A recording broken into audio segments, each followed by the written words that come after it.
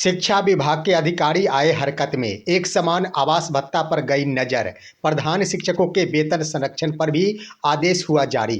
दोस्तों नमस्कार, मैं हूं आपका दोस्त एसके चौधरी। आखिर बिहार के तमाम कोटि के शिक्षकों की जहां हकमारी हो रही थी, उसमें सबसे बड़ी अहम भूमिका निभाई जा रही थी जिला स्तरीय शिक्षा पदाधिकारियों के द्वारा। वहीं पर जब शिक्षकों के स्तर से आवाज़ें उठानी शुरू कर दी गई, साथ ही साथ शिक्षा विभाग के अधिकारियों के ऊपर जब यह सवाल उठना शुरू हुआ कि आखिर बिहार के शिक्षक गोलबंद होकर इस बार सरकार बदलने को आतुर हो गए हैं, तब हरकत में आ गए बिहार के तमाम जिला शिक्षा अधिकारी। कई जिला शिक्षा पदाधिकारियों ने ऐसे आदेश भी जारी कर दिए हैं जो पहला आदेश है। वहीं पर बिहार के खास तौर पर बीपीएससी से बहाल और विशिष्ट शिक्षक जो कि एचआरए और डीएस के मामलों से जूझ रहे हैं, आखिर इसमें कमियां देखी जाएगी तो वो जिला शिक्षा अधिकारियों के कारण ही ये तमाम समस्याएं उत्पन्न हो चुकी है। अब जब शिक्षकों के स्तर से पूरी पोल खोलकर रख दी गई है, तब शिक्षा विभाग के अधिकारी ने एक नया आदेश जारी किया है, जिसके तहत एक समान आवास भत्ता भुगतान होना चाहिए। साथ ही साथ प्रधान शिक्षकों का वेतन संरक्षण और विलंब होना चाहिए। वहीं पर बकाया अगर शिक्षकों का वेतन है तो इसका भुगतान भी और विलंब हो जाना चाहिए। इन तमाम मुद्दों पर अधिकारी हरकत में आ गए हैं। आइए दोस्तों, आज के इस वीडियो में हम विस्तार पूर्वक चर्चा करते हैं कि आखिर अधिकारी किस तरह हरकत में आए हैं और क्या क्या आदेश जारी किया गया है। लेकिन दोस्तों, इससे पहले अगर आपने अभी तक हमारे इस चैनल सुसत्य वचन को सब्सक्राइब नहीं किए हैं तो कृपया अभी सब्सक्राइब कर लेंगे। दोस्तों, बिहार शिक्षा अधिकारी यानी जिला स्तरीय पदाधिकारियों के कारण ही शिक्षकों की समस्याएं दिन प्रतिदिन बढ़ती गई। आपको मालूम है कि शिक्षक इन दिनों ढेर सारी समस्याओं से ग्रसित है। सबसे बड़ी बातें तो ये रही कि छठ पूजा समाप्ति के उपरांत भी ढेर सारे हजारों शिक्षकों का वेतन का भुगतान नहीं हो पाया। लेकिन वहीं पर जहां जहां वेतन का भुगतान हुआ, साथ ही साथ ढेर सारे जिलों में विशिष्ट शिक्षकों को वेतन संरक्षण का लाभ नहीं मिल पाया। लेकिन जहां भी मिला वहां ना तो उचित दर से आवास भत्ता का भुगतान हुआ, ना ही महंगाई भत्ता का भुगतान हुआ। आखिर इसका प्रमुख जवाबदेह जिला स्तरीय जिला कार्यक्रम पदाधिकारी, जिला शिक्षा पदाधिकारी को माना जाता है। इसको लेकर अब पटना जिला के स्तर से एक पत्र जारी कर दिया गया है। वो पत्र भी आप देख रहे होंगे। यह पत्र है नगर निगम या नगर क्षेत्र में अवस्थित एक ही विद्यालय में कार्यरत शिक्षकों के एक समान आवास भत्ता का दर भुगतान करने के संबंध में। दोस्तों, इस पत्र में स्पष्टता ही उल्लेख कर दिया गया है कि नगर निगम या फिर नगर क्षेत्र जो पटना जिले के अंतर्गत आते हैं, वहां अवस्थित एक ही विद्यालय के कई शिक्षकों का आवास भत्ता कई दरों से भुगतान किया जा रहा है, जो कि वित्त विभाग के नियम के प्रतिकूल है। साथ ही साथ एक अन्य भी वेतन विसंगति को दर्शाता है, जिसको लेकर आखिर तमाम पटना जिले के जिला शिक्षा पदाधिकारी, कार्यक्रम पदाधिकारी के साथ साथ प्रखंड शिक्षा पदाधिकारियों को यह आदेशित कर दिया गया है कि आप सभी अविलंब एक समान दर से आवास भत्ता का भुगतान करना सुनिश्चित करें। इसमें स्पष्ट उल्लेख कर दिया गया कि संबंधित प्रधानाध्यापक से अनुश्रवण यहाँ मार्गदर्शन पत्र या स्पष्टीकरण पत्र या अनुशंसा पत्र प्राप्त करते हुए संबंधित शिक्षक जिन्हें एक समान दर से आवास भत्ता का भुगतान नहीं हो रहा है, उन्हें एक समान दर से आवास भत्ता भुगतान किया जाए। साथ ही साथ ये भी उल्लेख कर दिया गया है कि एक सप्ताह के भीतर ही इन तमाम कार्यों का निपटारा करते हुए अधोहस्ताक्षरी को सूचित करें। यानी पूर्ण रूपेण कह दिया जाए तो आवास भत्ता को लेकर आप देखेंगे तो पूरे पटना ही नहीं, पूरे बिहार भर के जिलों में दोहरी नीति अपनाई जा रही है। एक ही विद्यालय में अगर शिक्षक कार्यरत है तो कोई शिक्षक का वेतन का भुगतान 4% की दर से हो रहा है, तो कोई शिक्षक का भुगतान 6% की दर से हो रहा है, तो कोई शिक्षक का भुगतान 7.5% की दर से हो रहा है। आखिर यह विसंगति है तो इस पर शिक्षा विभाग की नज़र क्यों नहीं जाती है? जिला स्तरीय पदाधिकारी आखिर करते क्या है? यहाँ पर गौर करेंगे दोस्तों तो पटना जिला के स्तर से जो पत्र जारी कर दिया गया है, इससे तो अब पूरे बिहार भर के जिलों के द्वारा कार्य प्रारंभ कर देना चाहिए। लेकिन सवाल बनता है कि यह तो चुनावी महीना है, चुनाव निकट है, तब यह पत्र जारी कर दिया जा रहा है। लेकिन इतने दिनों से आखिर जिला स्तरीय पदाधिकारी क्या कर रहे थे? आखिर शिक्षकों की समस्याएं हैं, शिक्षकों का कम वेतन का भुगतान हो रहा है, इस पर ध्यान क्यों नहीं जाता है? साथ ही साथ शिक्षकों के द्वारा जब मांगे उठाई जाती है तभी आखिर हरकत में शिक्षा विभाग के जिला स्तरीय पदाधिकारी क्यों आते हैं? इसकी समस्या का समाधान कब होगा? आखिर बार बार सवाल उठाए जाने के बाद ही शिक्षा विभाग के पदाधिकारियों का ध्यान शिक्षकों की समस्याओं की तरफ आए, यह सिलसिला आखिर कब तक चलता रहेगा? आखिर शिक्षक यही सोच सोच कर परेशान है कि जब तक हम अपनी डिमांडों को लेकर कार्यालयों का चक्कर नहीं लगाते, या तो पत्र नहीं देते, या फिर फोन के माध्यम से सूचना नहीं देते, तब तक उस पर अमल भी नहीं होता है। यही अगर नीति कायम रही तो बिहार के शिक्षक आखिर कैसे शिक्षक का एक नौकरी पेशा निभा पाएंगे? यहाँ पर देखेंगे दोस्तों, पटना जिला के स्तर से पत्र जारी कर दिया गया है और अब देखना उचित रह गया है कि बिहार के अन्य जिलों के स्तर से इस पर क्या संज्ञान लिया जाता है, क्योंकि यह सिर्फ पटना जिला से संबंधित मामला नहीं।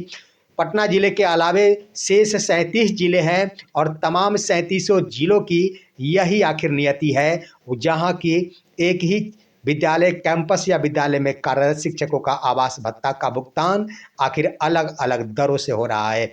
वहीं पर एक बड़ी बात कि आखिर जहां पर आवास भत्ता को लेकर संज्ञान में लिया गया, वहीं पर महंगाई भत्ता पर आखिर ध्यान क्यों नहीं केंद्रित किया गया? महंगाई भत्ता भी एक अहम मुद्दा बन चुका है। महंगाई भत्ता पूरे बिहार के विशिष्ट शिक्षक हो या फिर विद्यालय अध्यापक हो, उनका भुगतान 50% की दर से ही आखिर क्यों हो रहा है? इस पर भी आखिर संज्ञान लिया जाना चाहिए था। आखिर इन समस्या का समाधान कब होगा? जरा सोचने वाली बात है।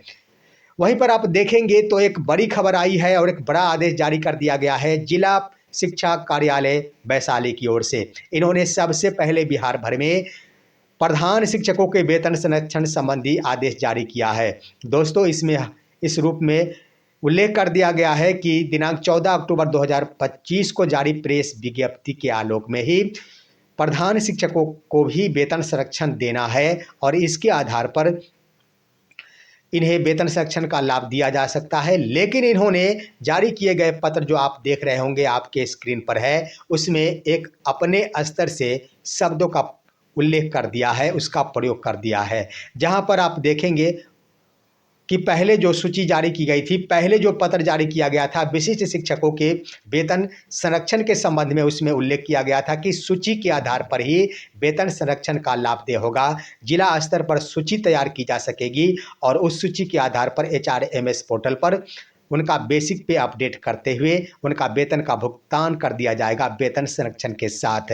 लेकिन अब जिला शिक्षा पदाधिकारी कार्यालय वैशाली ने जो पत्र निकाला है उसमें उल्लेख कर दिया गया है कि आप सभी 3 दिनों के अंदर 1 प्रति में सेवा पुस्तिका जमा करें तथा 3 प्रति में वेतन विपत्र जमा करें ताकि उनका फिक्सेशन प्रारंभ हो सके। अब यहाँ पर एक सवाल उठ गया वैशाली जिला शिक्षा कार्यालय के ऊपर कि आपने जब प्रेस विज्ञप्ति साथ ही साथ SOP जो जारी किया गया था उसका अक्षरशः अनुपालन किया है, तो उसमें कहीं भी सेवा पुस्तिका की डिमांड नहीं की गई है। उसके अलावे वेतन विपत्र की डिमांड नहीं किया गया है। सीधे सीधे HRMS पोर्टल पर ही आखिर अपडेट करते हुए वेतन भुगतान की बातें की गई है। इससे संबंधित बाद में भी एक पत्र जारी किया गया था, उसके बाद जिलों के द्वारा सूची के माध्यम से ही वेतन अपडेट किया गया। वेतन संरक्षण के बाद शिक्षकों को उसका लाभ मिला, परंतु कई जिलों में लाभ नहीं मिल पाया। लेकिन दोस्तों, वैशाली जिला के स्तर से एक नया शब्द की सर्विस बुक जमा करें और 3 प्रति में वेतन विपत्र जमा करें, आखिर यह भ्रष्टाचार को दर्शाता है। आप सभी को मालूम है कि पूरे बिहार के तमाम जिलों की रूपरेखा को देखेंगे, जब कभी भी सर्विस बुक प्रखंड शिक्षा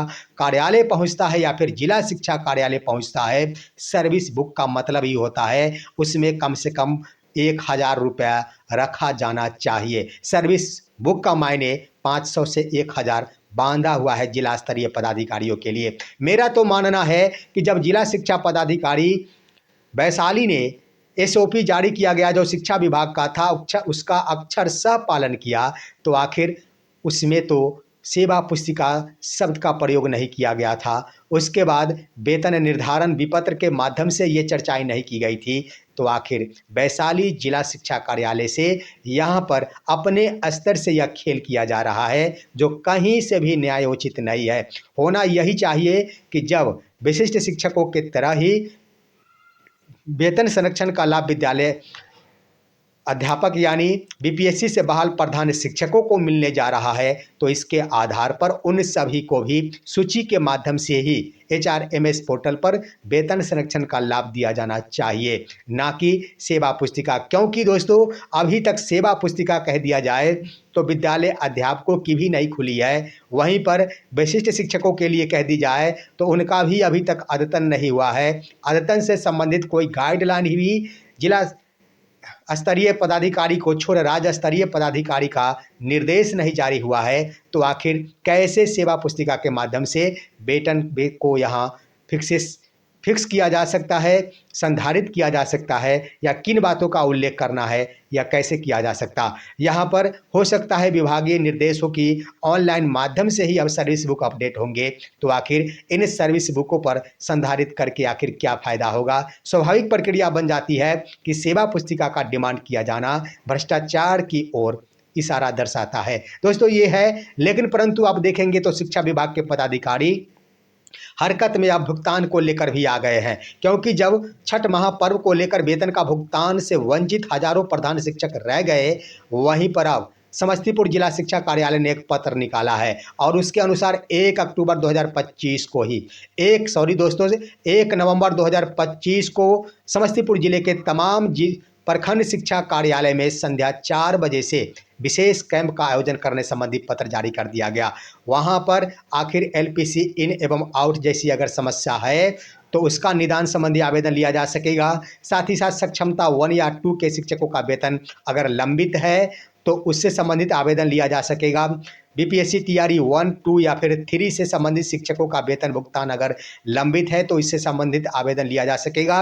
लेकिन एक बड़ी बात कि अगर बकाया एरियर के रूप में मातृत्व अवकाश से संबंधित बकाया है तो इससे संबंधित आवेदन लिया जा सकेगा और उस पर कार्रवाई की जा सकेगी। साथ ही साथ पत्र में इस बात का उल्लेख कर दिया गया है कि कैंप आयोजन के ठीक अगले दिन ही सभी आवेदनों को समेकित कर एक फॉरवर्डिंग के साथ जिला शिक्षा कार्यालय समस्तीपुर को यह पत्र भुगतान संबंधी उपलब्ध कराएंगे। यानी हरकत में पूरी तरह आ गई है शिक्षा विभाग। इसका मुख्य कारण देखेंगे तो सारा का सारा अगर बिहार के मुख्यमंत्री का पिटारा खुल रहा है, बिहार के मुख्यमंत्री अपनी कुर्सी बचाने में असक्षम हो पा रहे हैं, तो इसका पूरा का पूरा दोष जा रहा है जिला स्तरीय शिक्षा पदाधिकारी के ऊपर, क्योंकि इनको ही छूट प्रदान कर आज की तारीख में मुख्यमंत्री नीतीश कुमार ने अपने कुर्सी के ऊपर बड़ा संकट खड़ा कर लिया है।